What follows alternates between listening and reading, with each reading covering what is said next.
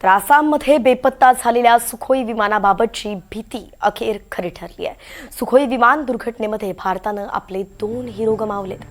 Squadron leader Anuj आणि flight lieutenant Purvesh दुरक्कर हे 2 तरुण वैमानिक शहीद झाले। गुरुवारी संध्याकाळी हे सुखोई विमान रडारवरून अचानक गायब झालं। रात्रभर चाललेल्या या मोहिमेनंतर चोकीहोला परिसरातील जंगलामध्ये विमानाचा ढिगारा सापडला। विमानाचा रडारशी संपर्क नेमका कोणत्या कारणामुळे तुटला आणि हा अपघात कशामुळे घडला याच्या चौकशीचे आदेश हवाई दलानं दिलेत।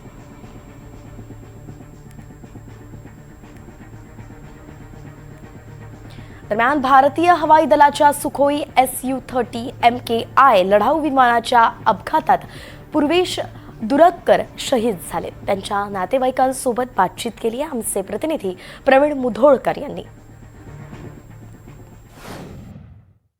भारतीय वायुसेनेचं सुखोई हे विमान क्रॅश झालं आणि या 2 पायलट शहीद झाले। यापैकी एक पायलट जे आहे ते नागपूरचे होते।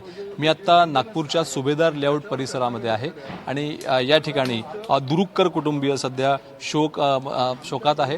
पूर्वेश दुरुक्कर हे पायलट होते आणि या ठिकाणी सुभेदार लेआउटमध्ये त्यांचं घर आहे। या ठिकाणी त्यांचं घर दिसतंय आणि आप्तेष्ट आणि नातेवाईक या परिसरातले लोक आता जमले आहे आणि शोक संवेदना देण्यासाठी ते इथे जमलेले आहे। पूर्वेश यांनी NDA मध्ये प्रवेश मिळवला। खडतर प्रवास होता त्यांचा आणि NDA मध्ये प्रवेश मिळवल्यानंतर वायुसेना त्यांना मिळालं आणि वायुसेनेमध्ये स्क्वॉड्रन लीडर ते होते। या संदर्भात इंडियन एअरफोर्सनं आणि देशाचे संरक्षण मंत्री राजनाथ सिंग यांनी ट्विटरवरती श्रद्धांजली देताना या दोघांचंही जे वीरमरण आहे ते देश नेहमी लक्षात ठेवेल असं सांगितलं आहे। या संदर्भात बोलण्यासाठी स्थानिक माझ्यासोबत आहेत, त्यांचे शेजारी माझ्यासोबत आहेत। साहेब काय सांगाल, काय आठवणी आहेत तुमच्या? आज तो आमच्या नागपूरचा पायलट शहीद देश सेवेसाठी शहीद झाला, त्याला आज वीरमरण आलं।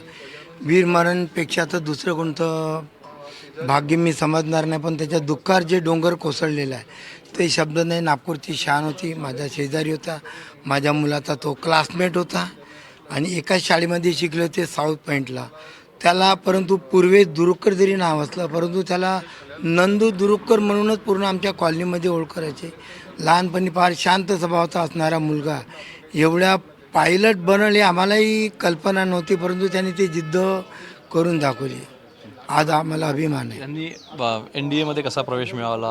तुमची त्यांची शेवटची भेट केव्हा झाली? माझ्या मुलाचं लग्न झालं होतं 23 जानेवारीला आणि 5-6 दिवसांनी तो इथे नशिबाने नागपूरला आला, माझ्या घरी आला आणि पाऊण तास माझ्या मुलाबरोबर माझ्या सुनोबरोबर तो 1 तास माझ्या घरी बोलला आणि आज मी माझ्या मुलाला शिकागोला त्याला वार्ता कळवली तर फार अत्यंत वाईट झालं।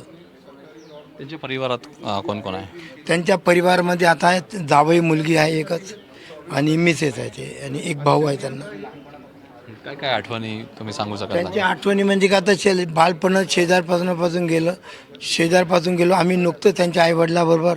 आता माझा मुलगा गेला म्हणे, मुलगी गेली म्हणे आणि आम्ही 24 तारखेला शिर्डीला जायसाठी रिझर्वेशन पण केलं होतं। आता सर्व आमचं जागच्या जागी राहिलं तर कोण कोण शिर्डीला जाणार होते? आमचे मित्रमंडळी होते, त्यांचे आई बाबा होते, मी आणि माझी मिसेस होती।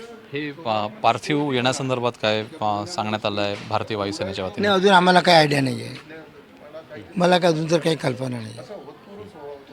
या ठिकाणी नातेवाईक आणि आप्तेष्ट जे आहेत ते जमलेले आहे आणि भारतीय वायुसेनेच्या वतीनं आता या संदर्भामध्ये श्रद्धांजली देण्यात आलेलं आहे। परवेश दुरुक्कर यांचं जे वीरमरण आहे ते कायम देश लक्षात ठेवेल असंही शोक संदेशात मांडण्यात आलेलं आहे। व्हिडिओ जर्नलिस्ट विनय शुक्लासह प्रवीण मुधोळकर, NDTV मराठी, नागपूर।